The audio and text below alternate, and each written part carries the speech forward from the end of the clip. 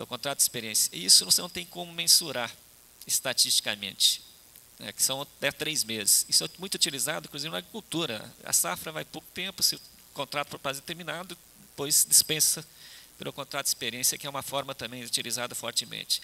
Então, isso olhando do ponto de vista além disso, você tem a questão da rotatividade. Eu acho que o que prevalece é essa questão da instabilidade. Estou falando, mas assim, muito geral, porque eu tenho que abrir para o espaço para dizer assim, em números absolutos. Proporcionalmente, as formas atípicas de contratação nossa em relação aos países avançados é mais baixa que a Europa. Mas nós temos as outras formas de ajuste permitido pela empresa que tornam esse mercado de trabalho muito mais flexível que a Europa, por exemplo. Que é essa possibilidade da utilização do contrato de experiência, o trabalho sem registro em carteira, que é extremamente expressivo, o trabalho autônomo, o emprego disfarçado, a terceirização. Além disso, você tem os contratos atípicos. Então, você tem muitas modalidades, é isso. Só números absolutos, sim, muito rapidamente. O que eu quis mostrar é exatamente que essas formas têm crescido mais que as outras, mas em volume significa isso. Então, o Baltar já falou outros números. A outra questão que o Ricardo coloca, diz, ó, é melhor fazer esse tipo de contrato para tentar ver como é que recupera o emprego depois ou não? Eu acho, aqui é o seguinte, eu acho que tem que pensar em duas perspectivas diferentes. Uma perspectiva, porque eu acho que a questão, quando nós pensamos na relação ao trabalho, nós não estamos pensando só um ajuste do ponto de vista da relação ao trabalho que seja compatível para garantir o nível de atividade econômica, o crescimento econômico. É claro que a atividade econômica é uma pré-condição para você estabelecer uma regulação. Se você não tiver emprego, se não tiver atividade econômica, você não tem regulação também. Isso é uma pré-condição dada. Mas quando nós pensamos na relação ao trabalho, nós estamos pensando também do ponto de vista do princípio, de colocar ela no patamar de que tipo de sociedade que você quer construir e estruturar. E, nesse sentido, que tipo de sociedade que quer construir e estruturar, o padrão de relações de trabalho que você vai adotar faz muita diferença. Se você olhar no debate mais geral, dos anos 80 e 90, é o dilema que se colocou entre o modelo americano e o modelo europeu, do ponto de vista da regulação do trabalho. Porque acho que isso tem relação com uma visão mais geral de como você quer estruturar a sociedade e obviamente, estruturar o mercado de trabalho. Porque as relações de trabalho, nesse sentido, e a regulação surge com uma certa contraforma de você tentar, vamos chamar, civilizar um pouco mais.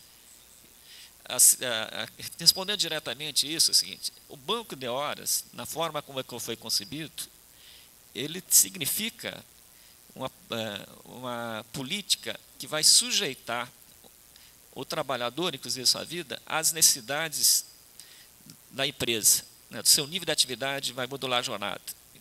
Então, desse ponto de vista, ele aumenta imensamente a possibilidade do empregador utilizar de forma mais racional o tempo de trabalho conforme as suas necessidades. Agora, isso como princípio geral. Agora, do ponto de vista da dinâmica mais prática, você tem, e aí nós analisamos isso, você tem muitos acordos de banco de horas muito diferenciados. E aí faz diferença, dependendo do que tipo de acordo de banco de horas tem, para responder concretamente. Faz diferença. Por exemplo, se o banco de horas estabelece mecanismos que limita sua utilização sem qualquer critério, então tem que ter antecedência na convocação, tem que ter negociações de contrapartida, se reduz ou não a jornada de trabalho, as formas de compensação, como é que elas vão ser feitas, a que tipo de garantia você estabelece depois, a partir da sua adoção na manutenção, o nível do emprego. Então, faz muita diferença, dependendo do tipo de banco de horas que você tem.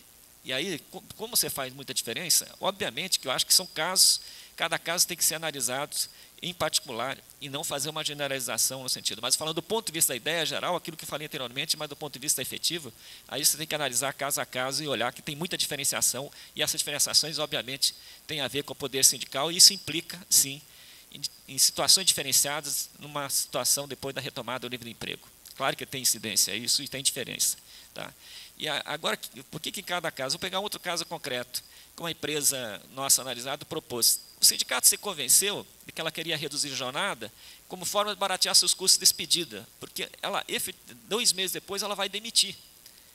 Então aí o sindicato não quer botar nenhuma contrapartida, aí o sindicato não negocia. Então faz diferença, vou chamar de tipo de acordo que você faz. Isso faz diferença ter presença sindical nesse sentido que quis dizer. Então, tem uma questão de princípio, mas tem uma questão que é no mundo real. O sindicato tem que responder às necessidades concretas e, dependendo do tipo de acordo que faz muita diferença. Tá? Então, não só a posição a princípio, só de princípio, é uma questão concreta da análise do tipo de acordo que você faz. Não sei se eu respondi agora concretamente.